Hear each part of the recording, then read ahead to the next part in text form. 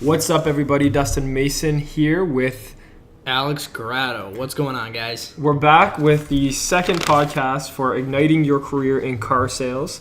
The first week we just did touched some really gentle bases on some expectations and how to pick the dealership. Now we're going to start getting into once you're at the dealership and what some of these terms mean. Yeah, that's a good point. There's so many, Dustin kind of touched on in the last podcast. We use so many kind of jargon words, I guess, ups, be-backs, things like Freshies. that. Freshies. Yeah, there's a lot of them. So Dustin's going to go over kind of some of those. We're going to touch light on that. So when you're walking in on your first day, this isn't a different language to you. It's going to become a second language to you, that I can promise. All right, so this is how it's going to start out. You're going to be there on your first day. There's probably another 6, 7, 8, 9, who knows how many other salespeople on the sales floor with you. And you're going to hear some of this stuff. So the first thing we want to talk about is an up. What is an up? An up. Now, Dustin and I are pretty sure that this derives from opportunity.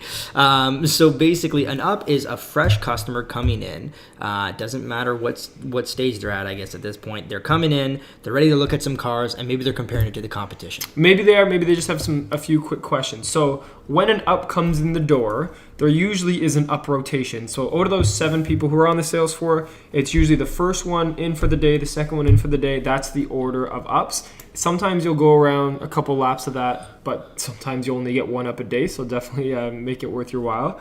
So let's say you're the first person in, you get your first up, whether it be someone looking for a test drive, someone wanting to just grab a brochure, get a business card. It's still going to count depending on your sales floor and how it works.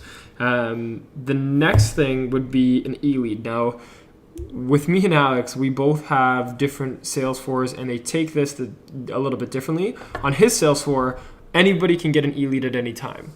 So whoever is sitting at their desk, the first one to click on the e-lead, which is just an email lead that has emailed into the dealership. Maybe it's a quick question about, is this car in stock? Or maybe it's, can you send me a quote? That type of thing.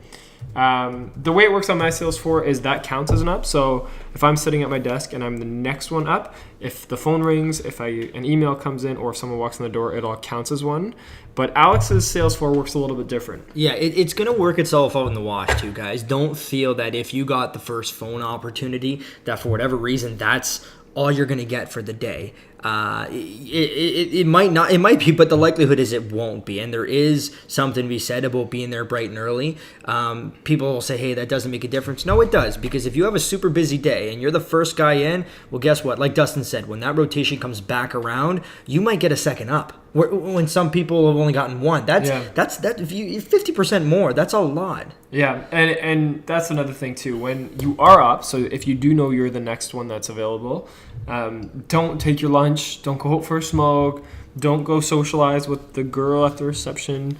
You want to be at your desk, because when someone does walk in, you don't want to miss out, because that lunch could cost you $1,000. That's what I always used to tell myself. If I take lunch when I'm up, that $15 lunch or $10 lunch could just cost me $1,000 if I miss an opportunity. And to Dustin's point, if you want to stay at the girl reception and do sales, just make sure your desk is close. Just make sure make sure you're within eyesight. Or do it when you're off shift. That's much more advisable. Good point. And that's another thing too. Everybody gets so complacent, I guess you could say, where it was so bad. Just even yesterday, we were having lunch and one of the guys was up, and he just got his lunch.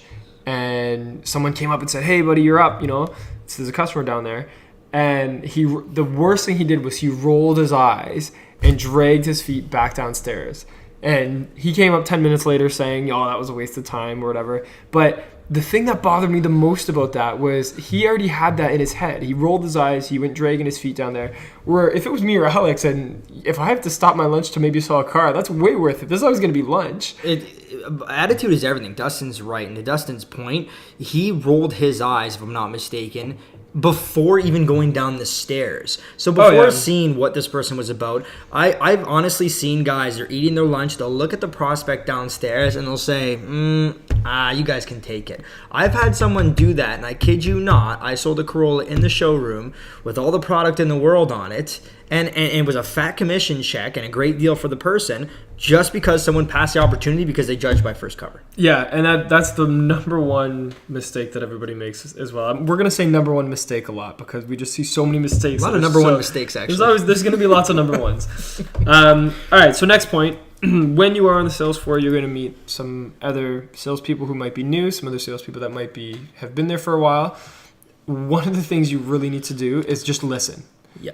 Don't, have any pre-notations about what other people, how they sell or their technique. You want to listen especially to the senior sales guys, their techniques, their word tracks.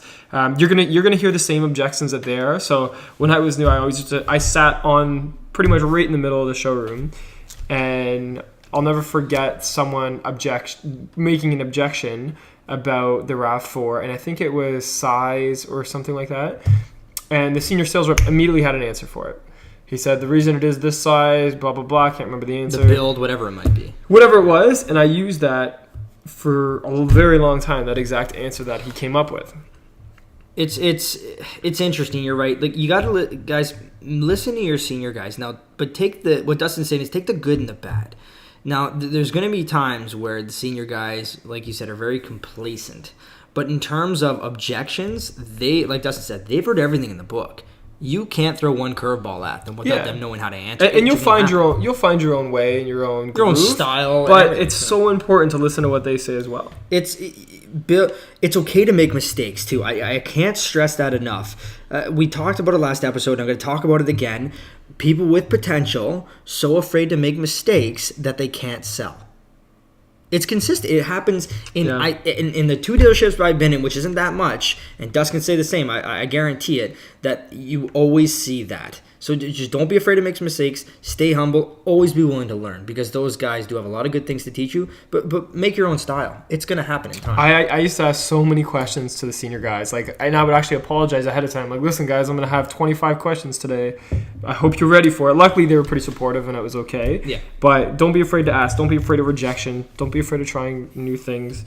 Another thing you're going to want to get used to is when you're new, a lot of times, especially if you're working on a new car sales floor, there's going to be videos from the manufacturer. Mm-hmm. A lot of those videos are going to be super boring, really annoying, but they're super important. I watched all of them. I think there's like 150 through Toyota. Easily. I watched all of them. I took notes. It's very important. Get it out of the way early so that you can get on the sales floor and be ready. Also, walk-arounds. You can even go on YouTube, look at whatever company you're working for, Toyota Corolla walk-around. There'll be a salesperson or maybe even a car review company doing a walk around of the vehicle, and that's another term that you might not have known about, a walk around.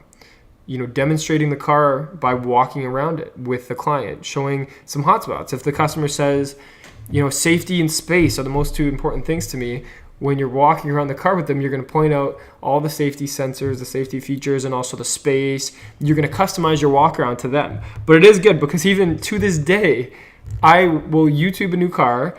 Just the other day, I did a Lexus NX, and the guy on YouTube pointed out that the taillights, even when the hatch is closed, that little gap between the hatch and the fender, the taillight is still in there. It actually curves around, so there's no break in the taillight. It's one of the only cars that do that. And I never would have known about that. I've watched all the manufacturing videos, but none of them touched on that. But this kid on YouTube, 25-year-old kid on YouTube, did touch on it. So I was really excited about that. And that's why they're so important. Talk about consistently learning, right? I mean, Dustin's been selling cars for 3 years now, and still consistently learning. It's still willing to take away from other people. I mean, that's another thing you guys are going to get is the guys that are not willing to share their style of selling or their information are likely scared that you might catch up to them in sales.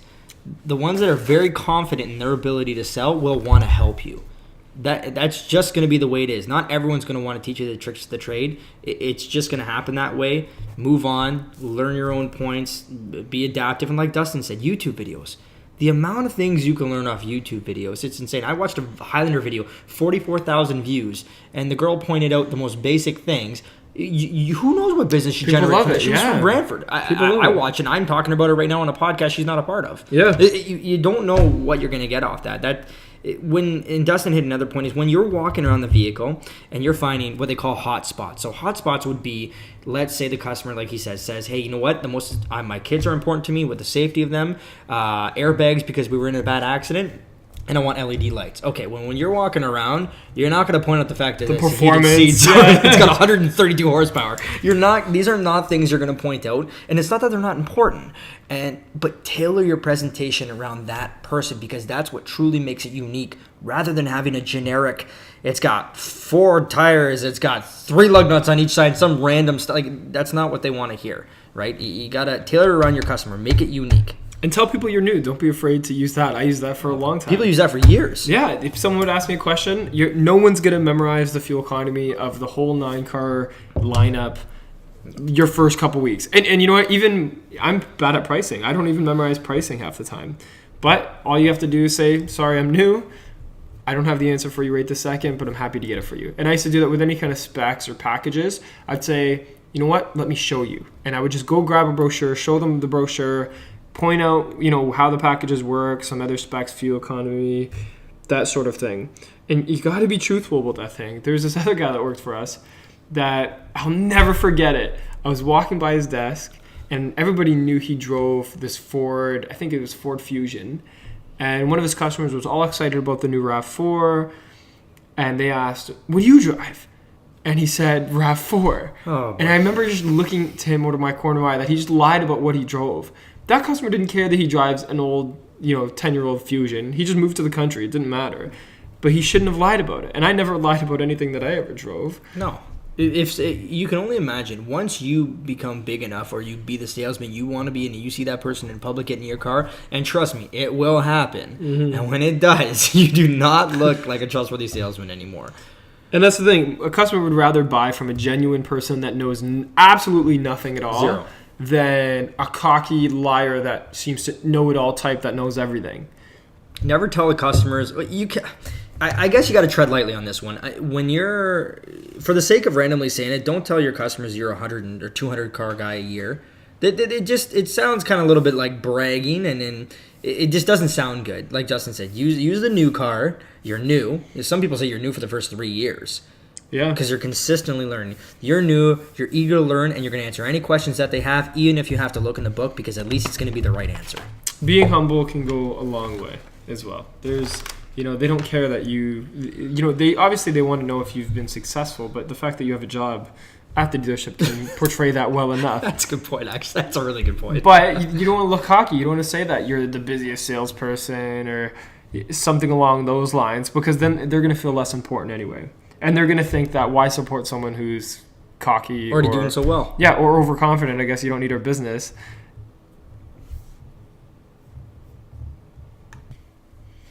All right, so let's say now you sold your first car. The first thing you're going to want to do is congratulate the customer, because as soon as you congratulate someone, their immediate response is always thank you, which puts them in just a great process. Thank them for their business. Take a deposit. This is very important for a number of reasons. In Ontario, the best thing about taking a deposit is that means another dealer, another salesperson from another store cannot proceed with the customer trying to sell them a car. As soon as you have a deposit, they can no longer sell them a car.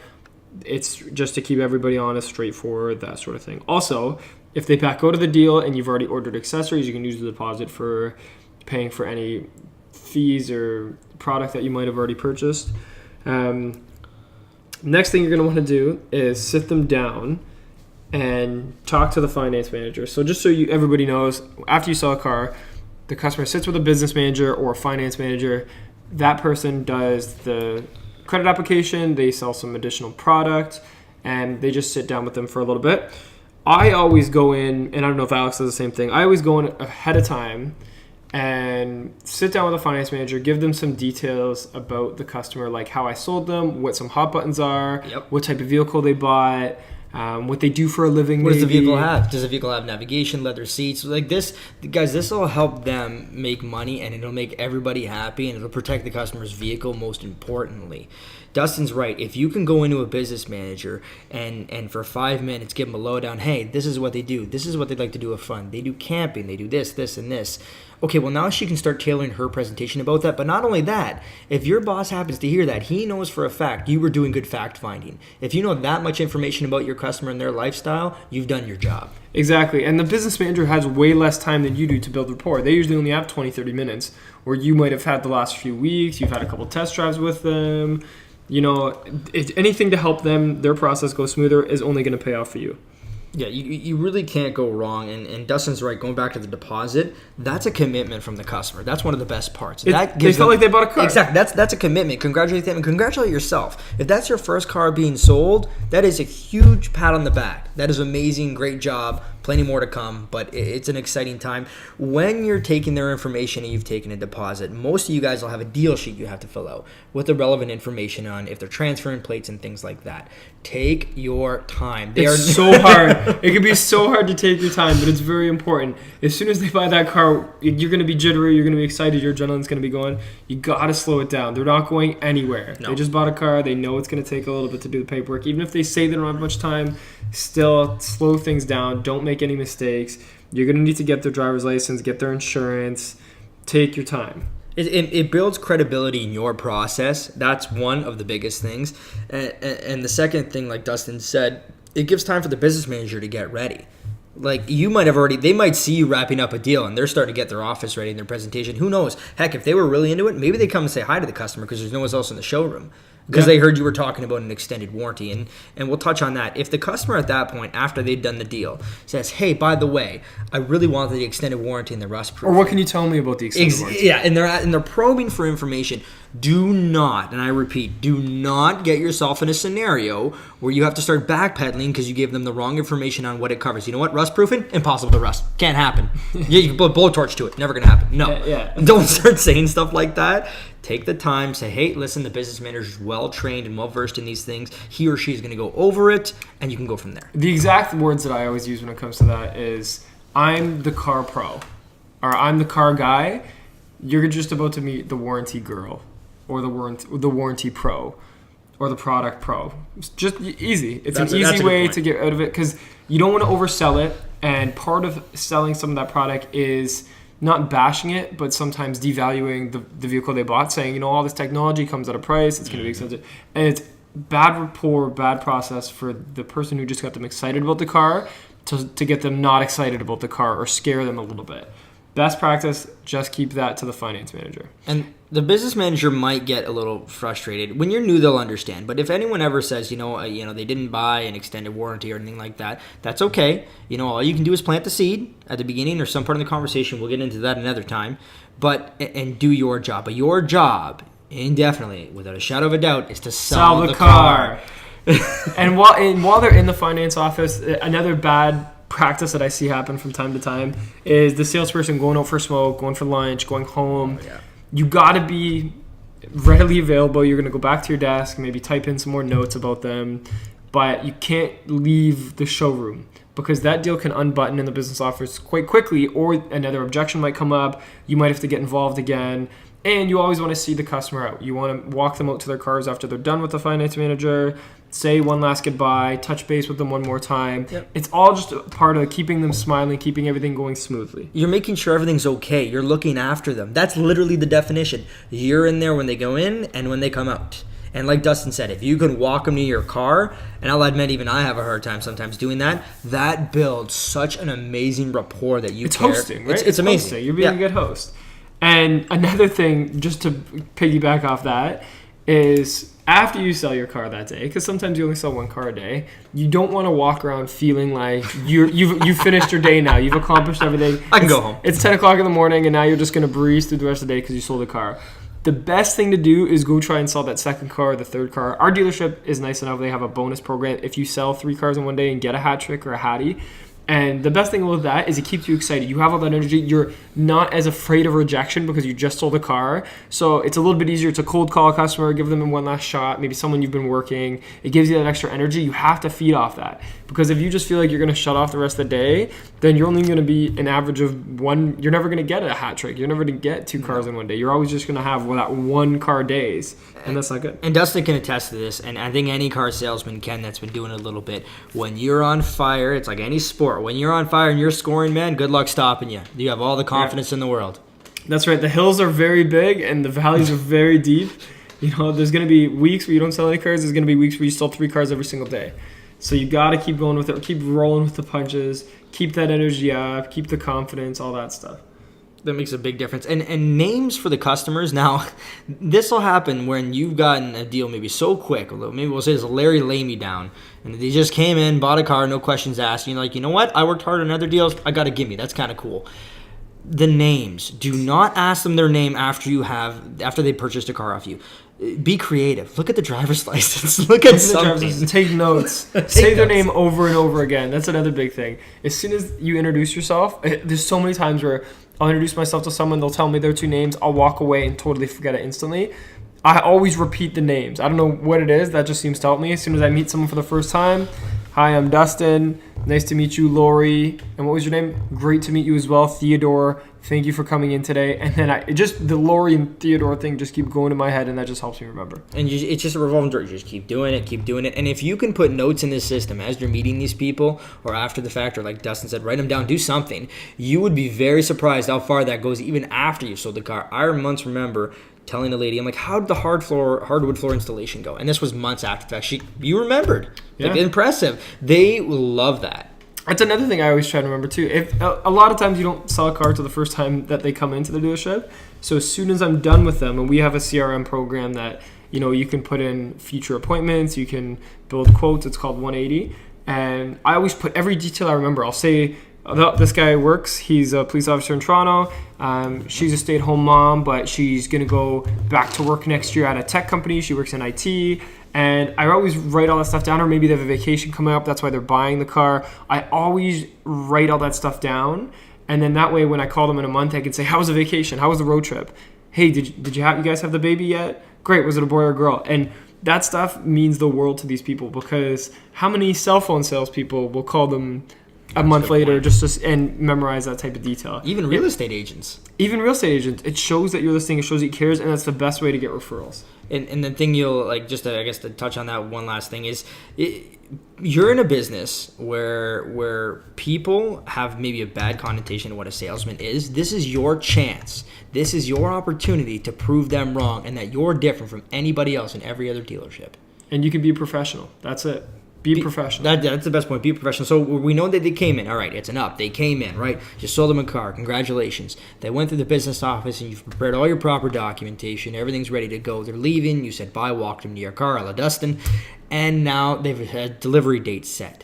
This is extremely important. This is the last impression you're going to make for probably quite a while, unless it's a follow-up call. Other than that, it's a celebration of them taking possession of their car. Especially because a lot of times people have a little bit of buyer's remorse. Even when I buy a cell phone, before I unbox it or before I start playing with it, I always kind of wonder, should I have done that? It's a big purchase. Maybe I should have thought it through more.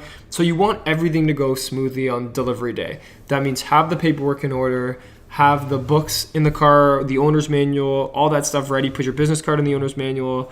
Bring that to your desk. Don't leave it in the car and touch on it when you go out to the car. Touch on all that stuff at your desk on delivery. Check in with the cleanup department throughout the day. Yep. Make sure the car is smoothly. Make sure it's on the schedule for cleanup department. Check licensing. Make sure the car is going to be licensed by the time they get there. Make sure it was at least not a finance. You'd be surprised. It doesn't take a lot of licensing mess ups to put the wrong documentation together. And you should be checking your car, in my opinion, 3 to 4 hours ahead of delivery. I'm maybe a little anal with that stuff in terms of I'm really nervous on my cars, but I tell you what, when it's delivery time, I'm confident. Like you said, books are ready to go, documents are ready to go, gas is full.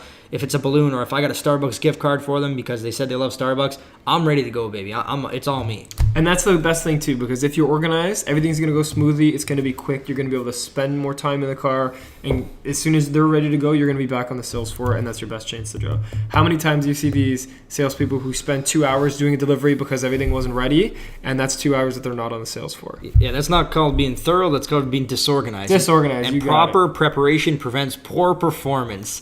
That is one that will stick with you, and it is so true. I heard that from someone in Alberta a long time ago, and it stands true today. walking people through your dealership too, walking them through service, showing them where walk, parts is, making it kind of like a warm ending, I guess, so to speak. That pays off. It really does. It's those little touches that are going to separate you from the guy beside you. It's going to make you a little bit more of a professional than the guy that sits beside you. That makes a big difference. That's the ending. You send them off. You maybe call them back on their birthday, or you call them up to their fall call. Hey, how's the car going? How's everything going? Like Dustin said, hey, how's your kid? What's its name? I don't know. Anything you want to think of at the time. Follow-up calls, super important. And you know what? We'll get into process probably a little bit more next week. Yeah. We'll dig into a little bit more of test drives, sales process, how to properly follow up, maybe some prospecting. Prospecting would be fun. You can do a lot of episodes on prospecting. Yeah, we could probably have a whole season on prospecting. It's so important, and it's so much work, and it could be super annoying, but it's all good.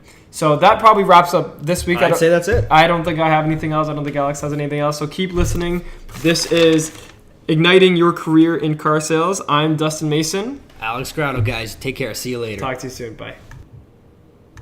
Hey everyone, I'm Dustin Mason. I'm Alex Grotto. If you like this video, make sure you hit subscribe, comment below, share it with your friends, and of course, smash that like button. We'll see you next time.